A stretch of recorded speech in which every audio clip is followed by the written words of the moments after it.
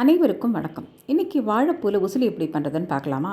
ஒரு பிஞ்சு வாழைப்பூ இருக்குது. இதை நல்லா க்ளீன் பண்ணி எடுத்து வச்சுருக்கேன். நடுவில் இருக்கிற இந்த தண்டெல்லாம் எடுத்துட்டு மோரில் அரை டம்ளர் துவரம்பருப்பு, அரை டம்ளர் கடலைப்பருப்பு 2-3 தடவை வாஷ் பண்ணி 1 மணி நேரம் ஊற வைப்போம். இப்போது இந்த வாழைப்பூவை நல்லா பொடியாக நறுக்கி எடுத்து வச்சுக்கலாம்.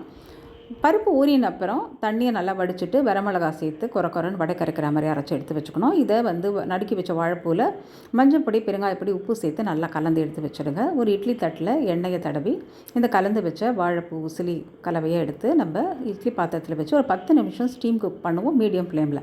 10 நிமிஷத்துக்கு அப்புறம் நல்லா வெந்திருக்கும். இதை ஒரு தட்டில் போட்டுடுவோம். அந்த ஸ்பூனாலேயே நல்லா பரத்தி விட்டுடுங்க. சூடாக இருக்கும், கையால் பண்ண முடியாது. இப்போது கடாயில் தேங்காய் எண்ணெய், கடுகு, உளுத்தம் பருப்பு, கருவேப்பிலை மட்டும் தாளித்து இதை போட்டு நல்லா கலந்து எடுத்து வச்சோன்னா உதிரியாக ஆகிடும்.